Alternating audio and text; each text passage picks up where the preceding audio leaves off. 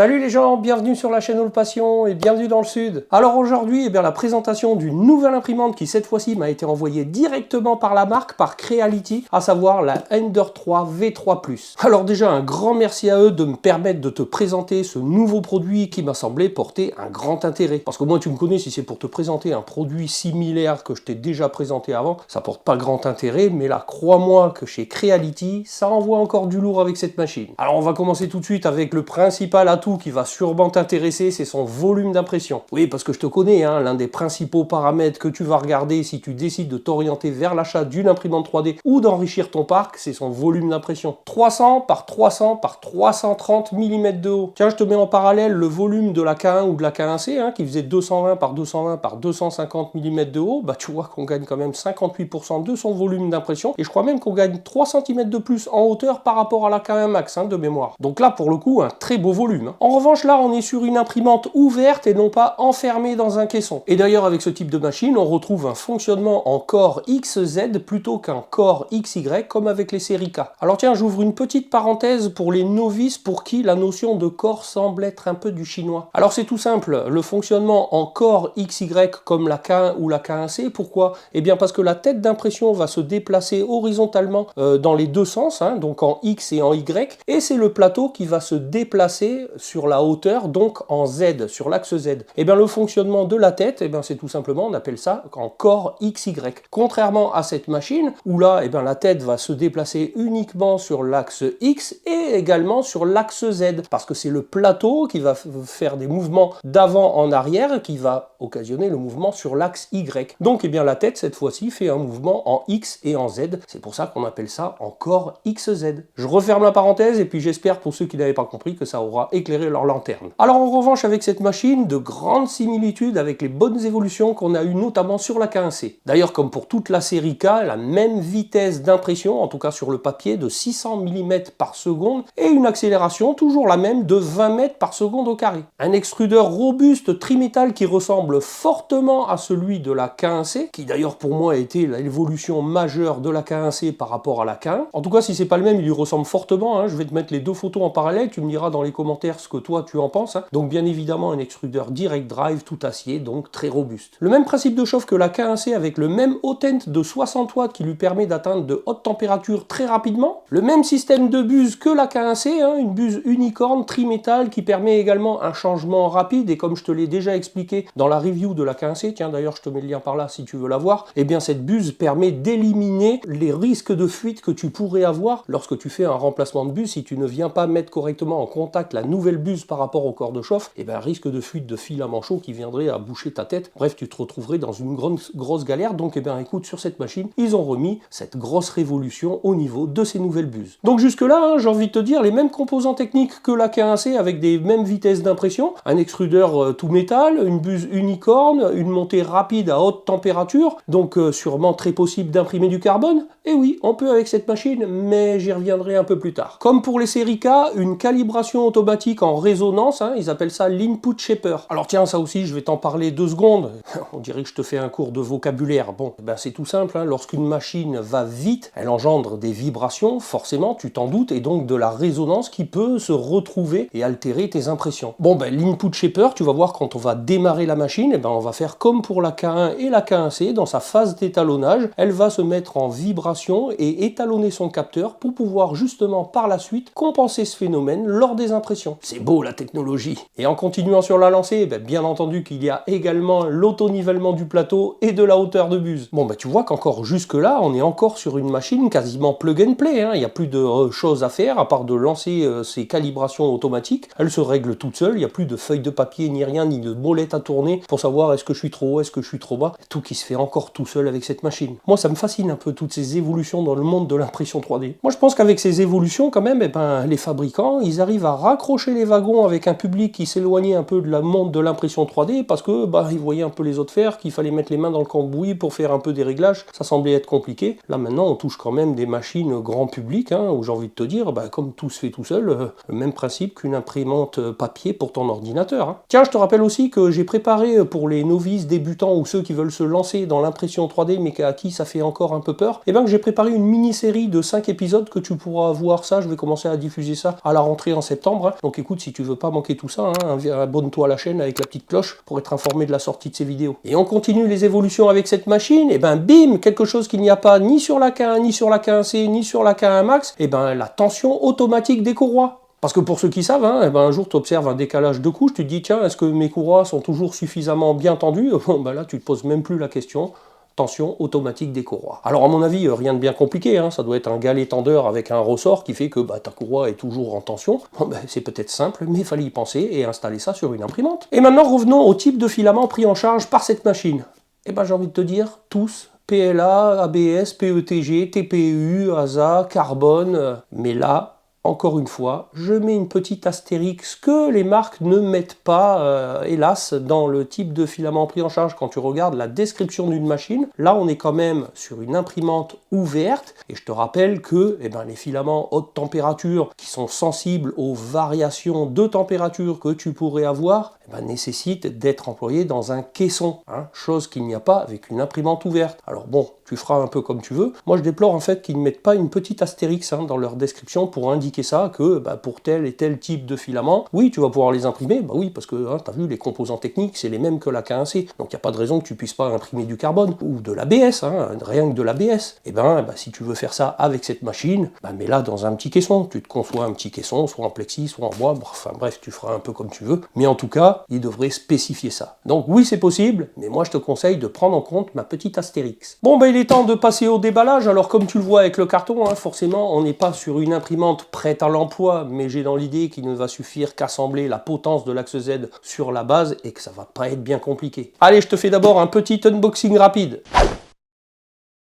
Alors à l'intérieur, sur le premier étage, qu'est-ce qu'on retrouve? Eh bien la notice, en anglais et en chinois, mais bon, si tu suis la vidéo, on en fera l'assemblage, et comme d'habitude, lorsque je ferai l'assemblage, je m'arrêterai sur des points d'attention particuliers qui le nécessiteront. Donc cette notice-là, avec les certificats de conformité. On a ensuite le petit sachet qui contient l'outillage, la visserie, une clé USB, les petits colliers de serrage, un petit peu de colle ou d'accroche sur le plateau PEI. On a le support de bobine qu'il va falloir monter sur le côté de la machine. Et tiens, ils ont prévu un anti-tangle. Alors ça permet aux filaments, lorsqu'ils se déroulent, de ne pas s'emmêler. Alors tu peux retrouver ce genre de choses sur les moulinets de pêche. Bon tu vois, je savais pas que ça existait dans l'impression 3D. Tu vois, ça empêche le filament de s'emmêler pour qu'il puisse se dérouler correctement. On retrouve la fiche Europe, puisque l'alimentation doit se situer directement à l'intérieur de la machine. On a l'écran d'interface, pour le coup, qui est exactement le même que celui de la K1 ou de la K1C, tu vois, avec la broche de raccordement. Exactement le même écran d'interface, tu vois, quand je te dis qu'ils ont utilisé beaucoup d'équipements électroniques qui possédaient déjà sur les autres machines, c'est bien de pouvoir aussi recycler les choses qui fonctionnent bien. D'ailleurs, ça fonctionne sur Creality OS, donc très bien, on aura très certainement accès à la machine via le slicer, Orca Slicer, ou via une interface web. Tu peux bien entendu utiliser le cloud de chez Creality si tu le souhaites. On a également la petite pince coupante pour préparer les filaments avec un outil de débouchage. Et puis qu'est-ce qu'on a d'autre? On a aussi les barres de renfort arrière de l'axe Z, pour renforcer l'axe Z, pour avoir une structure un peu plus rigide au niveau de l'arche. Voilà pour cet étage supérieur. À l'étage d'en dessous, qu'est-ce qu'on retrouve? Une bobine de filament de PLA ou d'ABS. Alors c'est de l'hyper PLA, très bien, tu vois, une petite bobine de 200 grammes fournie par Creality. Ça nous permettra de faire des essais. On retrouve la potence de la tête d'impression, alors de très belle facture, tu vois, en aluminium anodisé. Punaise, c'est assez lourd aussi, du beau matériel, une belle tête, comme tu vois, avec deux gros ventilateurs qu'on peut voir ici. Les moteurs de la potence ici, tu vois, de l'axe Z qui sont synchro. Alors deux beaux moteurs NEMA, le détecteur de fin de filament avec le PTFE. Les deux tendeurs automatiques de courroie, tu vois, dans les angles supérieurs, gauche et droite. Et bien entendu, dans le fond du carton, la base de la machine, comme tu le vois, avec la fiche d'alimentation, l'interrupteur à l'arrière de la machine. Sur l'avant, ici, on va pouvoir y connecter l'écran d'interface et le plateau PEI magnétique collé sur la base. Alors, je te garantis que la base, elle pèse un peu. Ah, j'ai oublié de te dire aussi que le plateau, tu vois, sur l'axe Y, eh ben, il est entraîné par deux gros moteurs NEMA synchro entre eux qui vont permettre un déplacement ultra rapide du plateau. Un plateau PEI, comme tu peux le voir, magnétique, hein, et puis alors ce qu'il y a de bien, hein, toujours chez Creality, eh ben, c'est les pions de centrage à l'arrière qui permettent de positionner correctement le plateau sans avoir à galérer. Ça, moi, je trouve ça juste fantastique. En tout cas, tu vois une grande surface, hein, de 30 par 30 qui vont te permettre de pouvoir effectuer de grandes impressions. Alors pour l'assemblage, eh bien, rien de bien compliqué, on vient positionner la potence dans le logement ici, et tu vois que ça va venir s'incruster exactement de chaque côté dans l'emplacement. Il va y avoir simplement deux vis ici à mettre de chaque côté, et également deux sous le dessous. Alors il faudra mettre la machine sur le côté pour pouvoir bien solidariser la potence par rapport à la base. Donc on utilise tout simplement eh bien, les vis fournies avec les clés fournies, et puis on commence à assembler en vissant de chaque côté, très simplement, la potence sur sa base.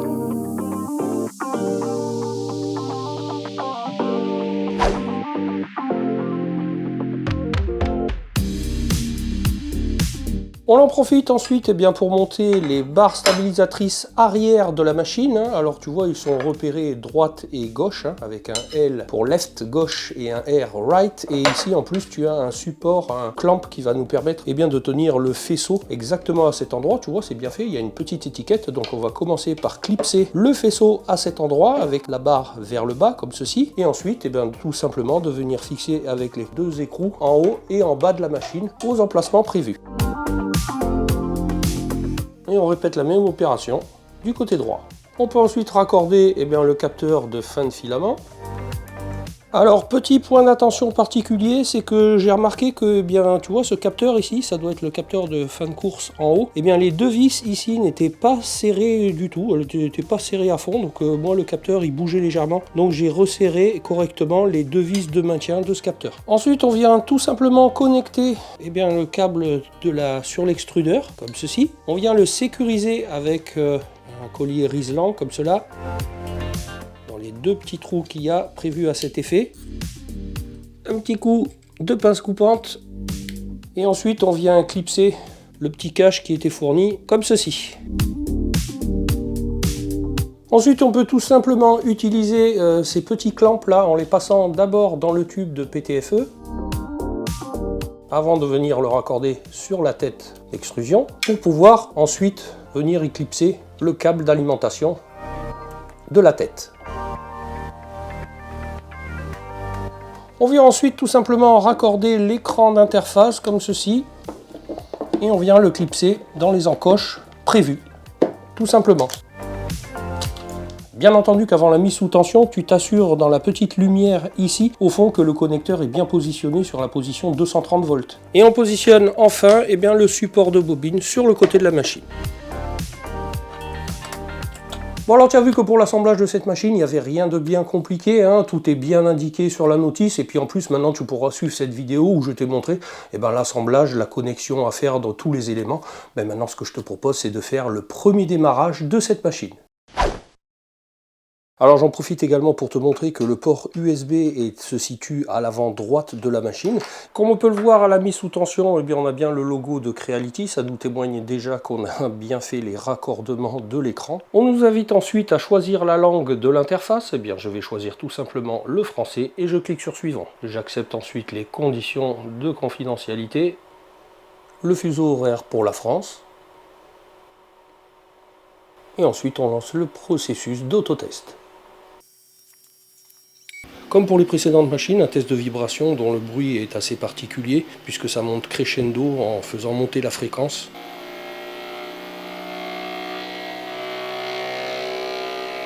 Un autre test de vibration où cette fois-ci eh bien c'est le plateau qui bouge d'avant en arrière.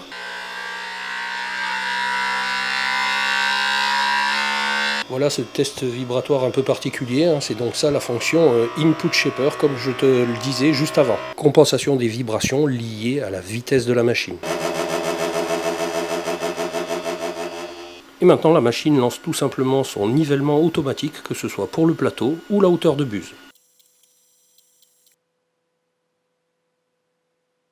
L'autocontrôle est maintenant achevé comme l'indique l'écran. Je clique sur OK. On retrouve le même écran d'accueil que sur la K1, la K1C. C'est exactement la même interface. Une fois la connexion au réseau établie, on peut tout simplement aller sur Système pour aller vérifier qu'il y a une nouvelle version disponible. Et c'est le cas, il suffit de cliquer sur Télécharger. Une fois téléchargé, le processus d'installation se fait automatiquement. Et en fin d'installation, l'imprimante reboot toute seule.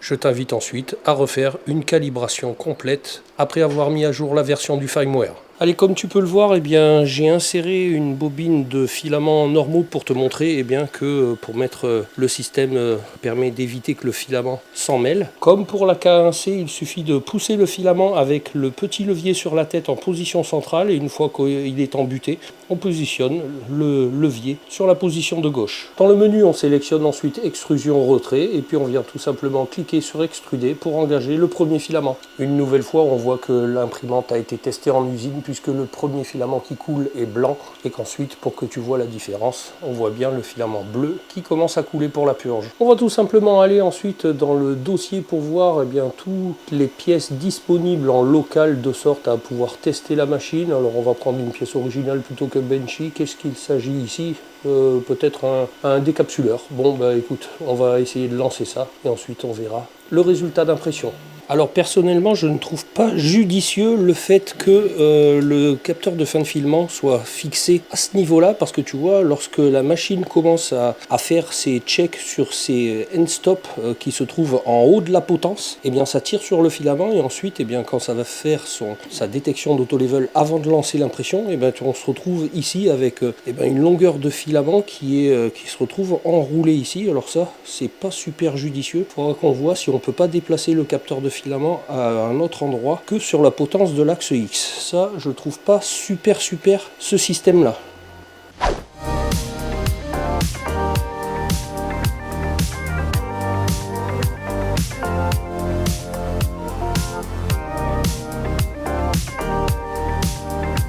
Alors tu vois une impression qui s'est terminée en seulement 29 minutes. Alors voilà pour le plateau PEI là, on peut décoller la pièce très simplement. Alors je te montre rapidement la qualité de la pièce.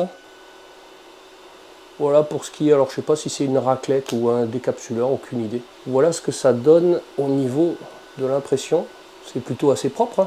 Sur le dessus, on voit les décalages de couches. Après, c'est les objets qui sont directement fournis en local sur la machine. Donc, c'est pas quelle précision il a été demandé, mais en tout cas, il y a zéro défaut d'impression. C'est plutôt assez propre. Maintenant, on va lancer tout simplement le modèle de torture qui est aussi présent sur le fichier local. Tiens, je te montre aussi que pendant qu'elle était en train d'imprimer cet objet, j'ai dévissé le capteur de fin de filament, puis je l'ai tout simplement fixé avec un riselant pour essayer de trouver une autre position qui conviendrait bien, tu vois, sur la potence arrière, sur le raidisseur arrière gauche. Je vais voir en lançant la prochaine impression si cet emplacement convient bien, puis après on trouvera un moyen de le fixer correctement. Alors voilà la pièce qui s'est imprimée en 1h58. Alors tous les petits pions qui sont restés sur le plateau, c'est tous les petits pions ici pour montrer un peu avec un jeu de 0,2, 0,3, 0,4, 0,5, 0,6 ce que ça peut donner. Donc c'est pas mal, on voit quand même toutes les prouesses de l'imprimante. Avec le pont le plus long, on voit quand même qu'il y a un fil qui pend dessous là, mais c'est un peu normal par rapport à la distance. Enfin, on peut voir ici que le pont, tu vois, avec les écritures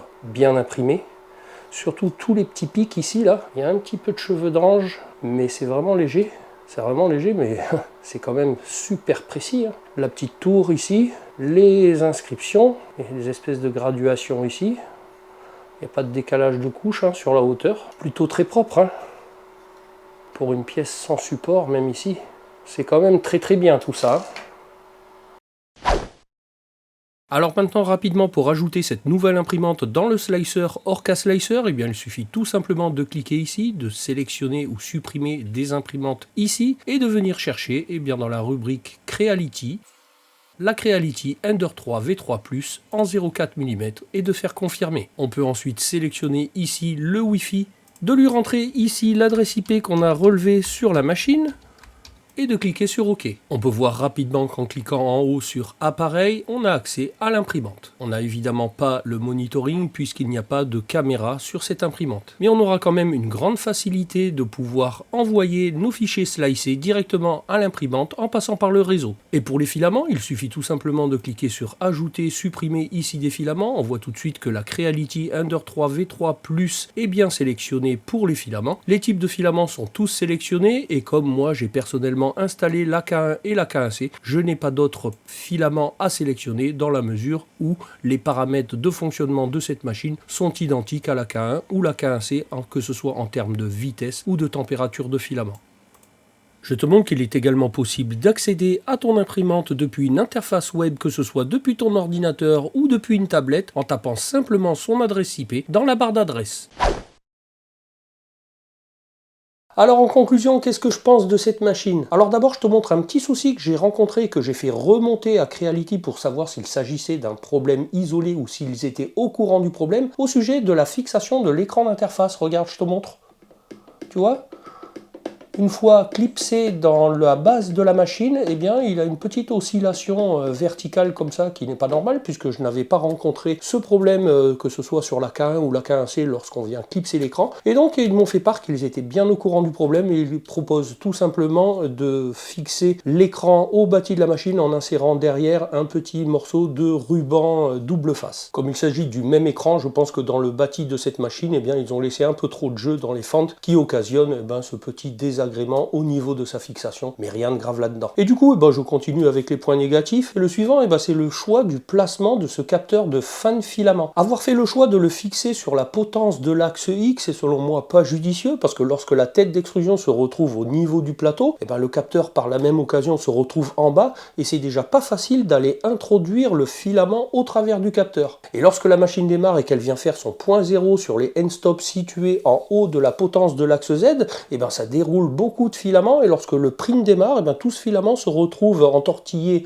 en bas au risque de s'emmêler quelque part. C'est pour ça que personnellement, j'ai fait le choix de dévisser le capteur de fin de filament là où il était pour le fixer avec un Colson, avec un collier de serrage qui est d'ailleurs fourni avec la machine, sur un renfort arrière, comme tu peux le voir. Ça n'est d'ailleurs qu'un capteur de fin de filament qu'on peut positionner où on veut. Autre point, c'est de bien vérifier lors de la livraison que tout est bien serré, et moi en l'occurrence, j'avais un end-stop, comme tu l'as vu, qui n'était pas bien serré et qui bougeait sur la potence de l'axe head, donc bien vérifier un peu tout ça. Bon, ça peut arriver lors du montage, que ce soit passé au travers du contrôle qualité. Il n'y a pas non plus d'éclairage sur cette machine, alors qu'ils auraient pu profiter de la potence de l'axe Z, que ce soit sur les côtés ou en haut, pour pouvoir éclairer la surface de travail. Il n'y a pas non plus de caméra comme c'était le cas sur la K1C ou même en option sur la K1 qui te permet soit de regarder tes prints à distance, soit de pouvoir faire des timelapses, soit de profiter de l'IA pour vérifier que tu n'as rien laissé sur ton plateau avant même de lancer une impression, ou même de regarder qu'il n'y a pas de fail d'impression, de problème d'impression qui t'arrête les prints en fonction. Côté silence, on est sur une imprimante ouverte et qui imprime vite. Avec deux bons ventilateurs sur la tête d'impression, tu t'en doutes, tu vas pas la placer sur ta table de nuit. J'ai rien d'autre à dire sur le sujet. Elle est pas silencieuse, mais c'est lié à son fonctionnement et à sa configuration. Maintenant, les côtés positifs de cette machine, elle regroupe les mêmes équipements que la K1C. La même tête d'impression, le même extrudeur tout métal, le même système de buse unicorne avec changement rapide quick swap, le système d'autocalibration pour prise en compte des vibrations liées à la vitesse, un auto-nivellement du plateau et de la hauteur de buse. Il n'y a vraiment rien à faire quand tu la sors du carton si ce n'est d'effectuer un montage rapide qui s'effectue en 10 minutes. Et elle a même un truc en plus que la K1C, c'est la tension automatique des courroies. Elle a un très large éventail de température, même élevé pour la prise en compte de certains filaments, même si je te recommande une nouvelle fois d'enfermer cette machine dans un petit caisson pour le traitement et d'avoir une bonne qualité d'impression pour des filaments un peu spéciaux. Donc en résumé, on a le même fonctionnement rapide et précis qu'une K1C, mais cette fois-ci dans une imprimante ouverte certes, mais avec un bon et grand volume d'impression. Et c'est ce qui fait l'atout majeur de cette machine. Pour rappel, même ma V400 qui a un diamètre de plateau de 30 cm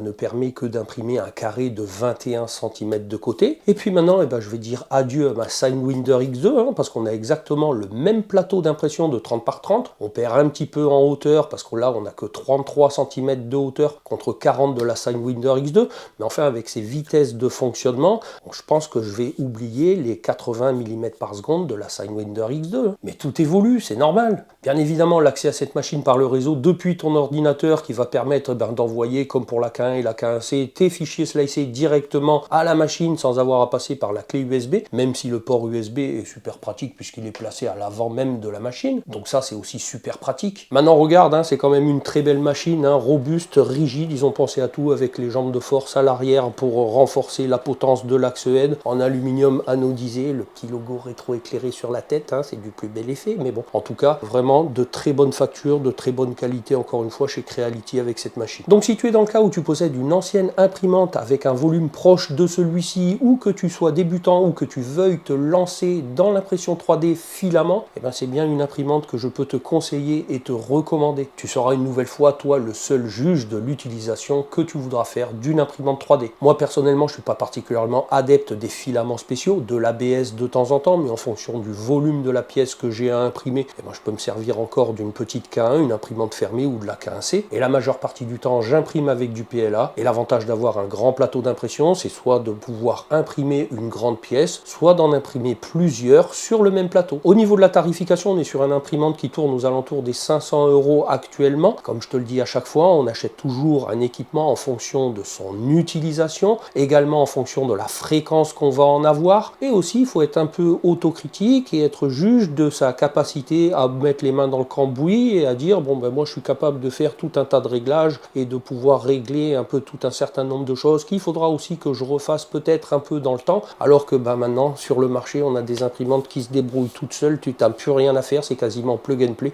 il n'y a plus de réglage comme tu l'as vu à effectuer, il suffit de démarrer la machine et de lancer, tout se fait tout seul, donc ça aussi c'est parfait pour le commun des mortels. Bon et bien j'espère avoir fait de mon mieux pour te présenter cette machine qui regroupe selon moi le meilleur des équipements sur une imprimante ouverte. Elle a ses quelques petits défauts mineurs comme tu l'as vu mais qui sont très surmontables. Alors si cette imprimante t'intéresse, je te rappelle que je te mettrai dans la description de la vidéo le lien de là où tu pourras te la procurer. Je te rappelle également que tu peux aller dans les différentes playlists de la chaîne où tu pourras retrouver une playlist imprimante 3D où je t'ai fait tout un certain nombre de reviews sur différentes machines et que je traite d'autres sujets divers et variés sur la chaîne qui pourront peut-être potentiellement t'intéresser. N'hésite pas à aller voir. Alors pour récompenser mon travail, je compte sur toi pour me mettre un petit pouce et surtout m'écrire un petit commentaire, hein. C'est important de partager la vidéo sur tous tes réseaux, ça pourra aussi m'aider à faire grossir la chaîne, à t'abonner à celle-ci si c'est pas déjà fait, et surtout d'activer la petite cloche avec toutes les notifications si tu veux être informé de la sortie de mes prochaines vidéos. Je te rappelle que tu peux toujours aller checker les anciennes, tu pourras trouver ça utile, divertissant, enrichissant,